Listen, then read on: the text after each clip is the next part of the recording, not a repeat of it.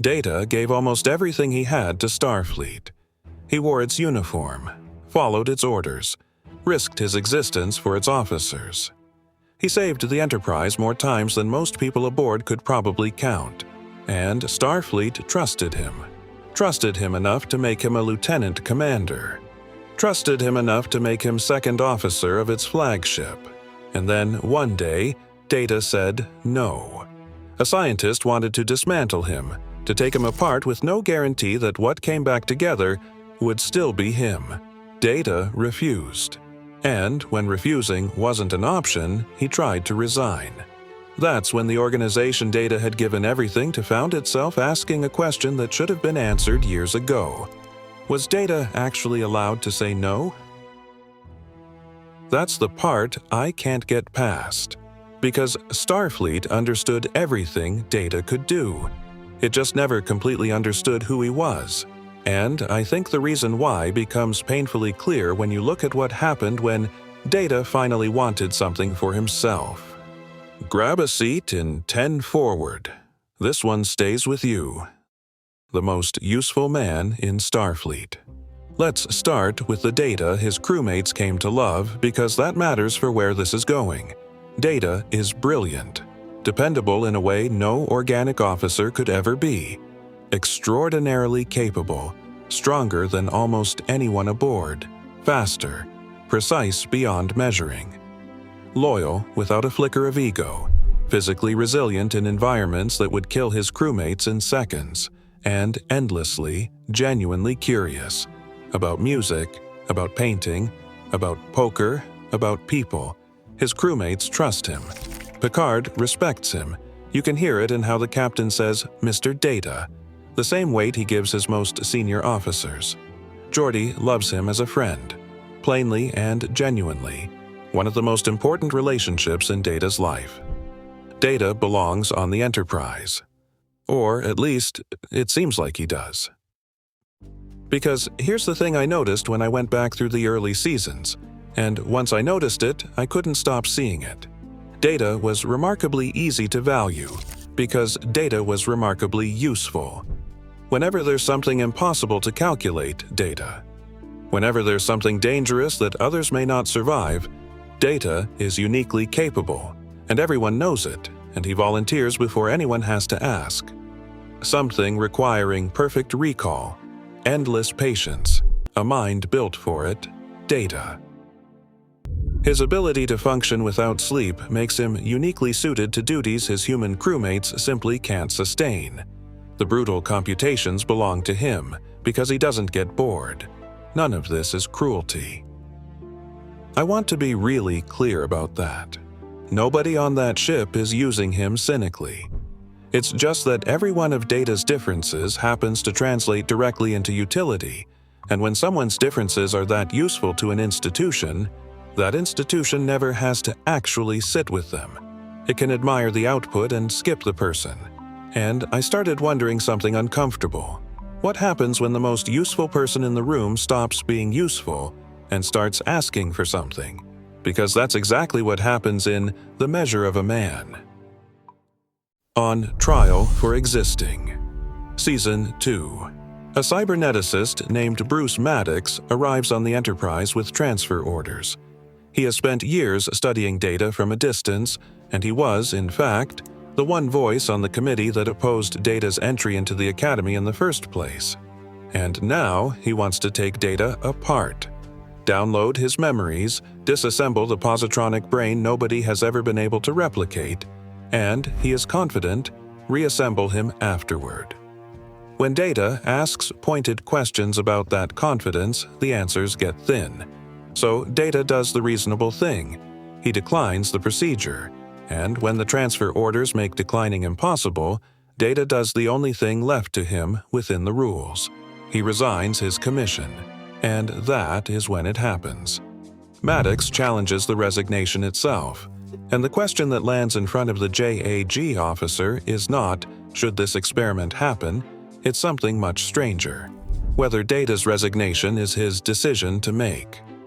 I want to slow down here because I need you to actually feel this rather than just note it. Imagine spending years proving your loyalty to an organization. Years of flawless service. Years of being the one they call when nobody else can do it, the one who takes the risks nobody else can survive. And then discovering that the first time you exercise the most basic form of autonomy, a right everyone around you would ordinarily assume they possessed, someone has to convene a hearing to determine whether that right belongs to you. Not whether you're a good officer. They've settled that. You're exceptional. Whether you're the kind of thing that has rights at all. And then it gets worse, because of who has to argue against him. Riker, his own first officer. The court compels him to argue the case that data is property, or the ruling defaults against data summarily. And I want to handle this carefully, because the easy take is wrong. Riker doesn't secretly believe any of it. The episode shows him sick over what he's about to do, but that's exactly what makes his prosecution so disturbing. Riker doesn't have to hate Data to argue that he's a machine. He only has to accept the rules of the argument. That's all.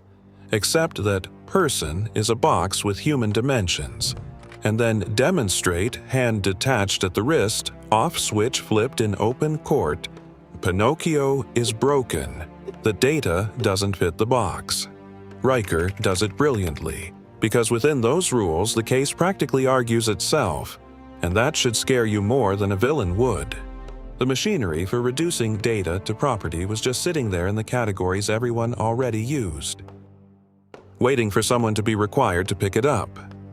Picard is the one who sees how deep it goes, with a push from Guinan in this very room, who quietly points out what a future of disposable datas doing the dangerous work would actually be.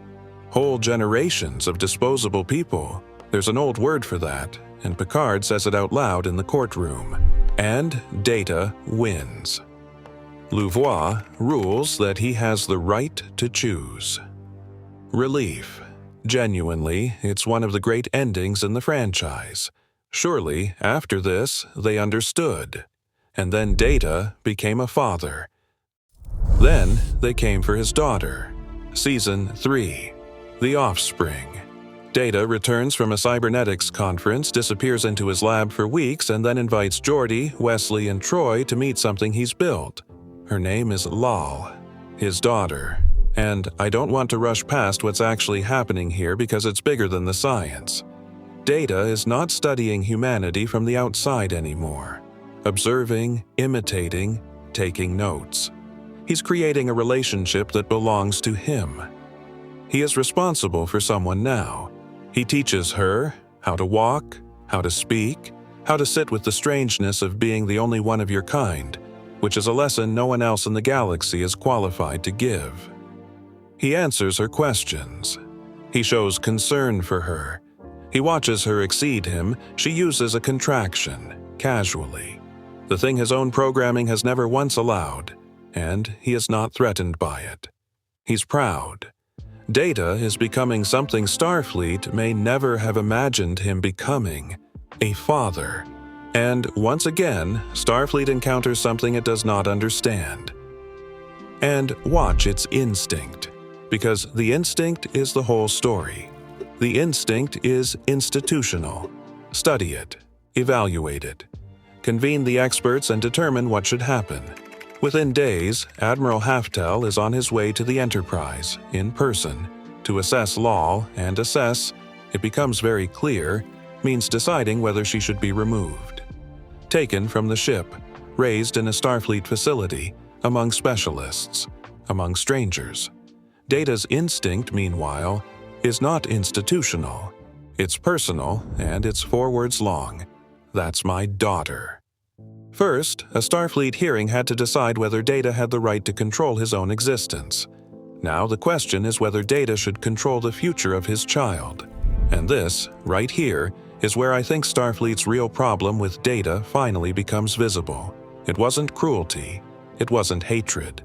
Nobody in this episode is a monster. Haftel genuinely believes he's protecting Lal. It's that whenever Data crossed into territory Starfleet associated with humanity, autonomy, family, parenthood, The institution seemed to need proof that his version counted. His service record could be taken on faith. His fatherhood required an evaluation. Picard, to his lasting credit, refuses to play. He tells an admiral, to his face, that he'll answer to a court-martial before he orders a father to hand over his child. He doesn't argue that Data's parenthood is identical to human parenthood. He argues that it doesn't have to be. And then, in the middle of all of it, the hearing, the pressure, the threat of separation, Lal begins to fail. I will feel it for both of us. A cascade failure in her positronic net, triggered by the stress of the hearing and the emotions she's only just begun to experience, fear first, the thing her father has never felt. Data works beside Halftel for hours, trying to save her. The admiral who came to take her away ends up at the bench next to her father, hands inside her mind, trying to hold her together, and when he finally emerges, this career officer can barely speak. He's the one who tells the others how Data is working, refusing to give up, faster and more precisely than any being he's ever seen. It isn't enough.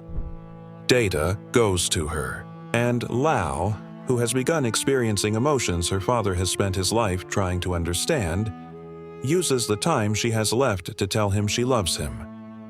And Data tells her the truth. He wishes he could feel it with her, and she says, "Then I will feel it for both of us." In her final moments, Lal gives voice to the feeling her father wishes he could share. Afterward, Data returns to the bridge. And when he tells the crew that Lal is gone, he also tells them what he did in her final moments. He transferred her memories into himself. Her whole short life, every question she asked, every day she had, carried inside her father from now on. And this is where Data becomes almost impossible for the people around him to understand. Because, what do you call this? A father desperately trying to save his daughter. A daughter telling him she loves him. A man preserving everything she was inside himself after she's gone. Is that grief? Is it love? Is it memory? Does it matter what word we use? Maybe the saddest part is that everyone around Data seems to need an answer to that question. For Data, perhaps it doesn't. Lal was his daughter, and now she was gone. The wrong question all along. And after Lal, I started seeing Data differently. Because maybe the question was never whether Data could feel enough to be like us. Maybe the question was why we needed him to be like us before his experiences could matter. Starfleet asks, is Data a person? Data spends much of his life asking, in one form or another, can I become more human? Different questions, same buried assumption. Humanity is the standard. The humor lessons with Guinan, the romance in Theory, the painting, the violin. We're trained to read all of it as an android becoming gradually more human, never quite arriving. But try the alternative reading. What if Data never needed to become human? His friendship with Geordi wasn't an imitation of friendship.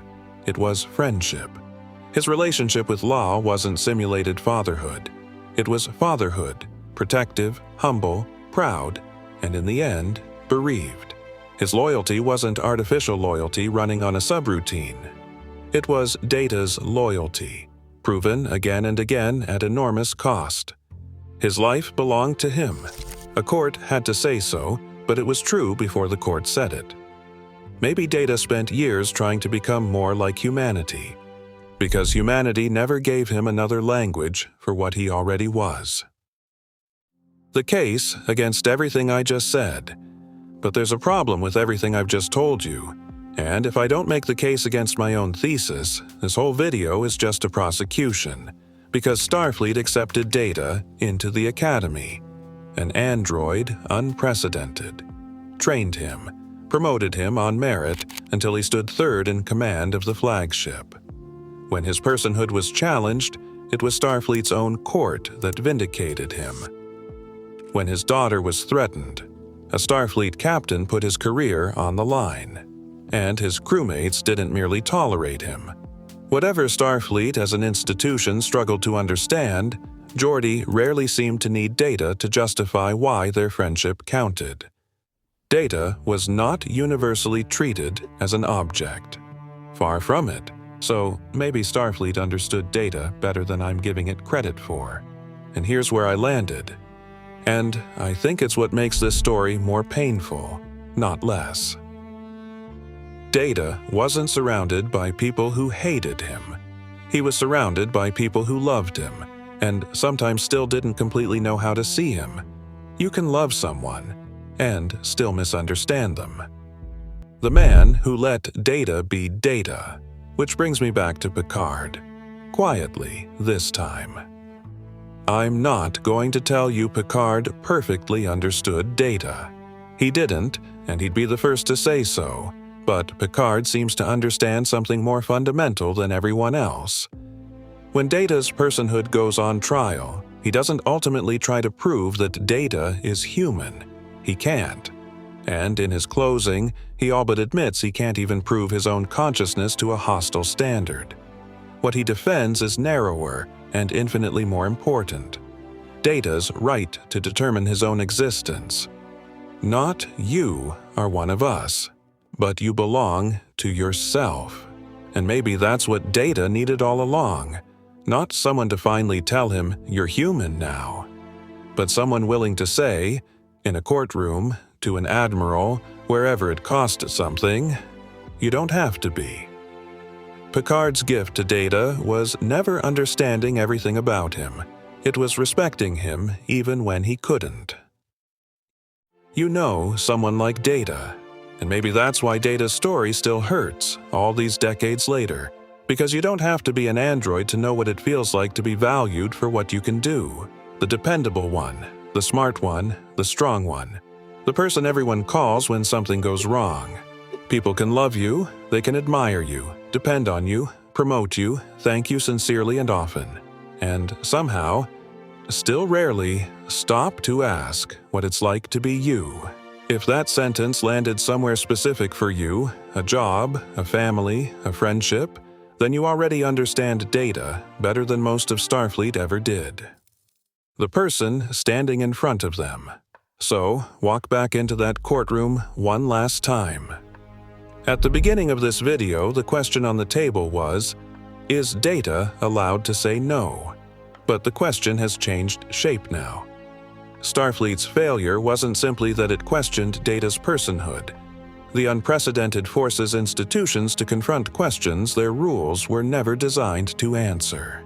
And ultimately, Starfleet moved forward. The ruling stood. Starfleet once needed a courtroom to decide whether Data could choose his own future. Years later, Data stood beside his dying daughter, carrying something no courtroom could ever measure: her memories, her life, everything she had been. The deeper failure was never the debate. It was believing that understanding Data required determining how closely he resembled humanity. Data spent years trying to understand humans. He studied us, imitated us, asked us why we laugh, why we love, why we grieve. Everyone assumed Data was the student, but maybe we've had that backwards. Because Data's story forced humanity to answer questions about itself it thought it had settled centuries ago. What is life? What is consciousness? What makes someone a person? And who gets to decide? Starfleet understood Data's abilities. Eventually, many of its people came to love him. But understanding Data required something harder than love. It required accepting that he didn't need to become more like them to matter. They spent so long watching an android trying to become human that they almost missed the person who had been standing in front of them all along. So, where do you land? Did Starfleet ultimately learn to understand Data? Or did Picard and the Enterprise simply become exceptions? I genuinely want to hear where you land. There's always a seat for you in 10 Forward. See you in the next one.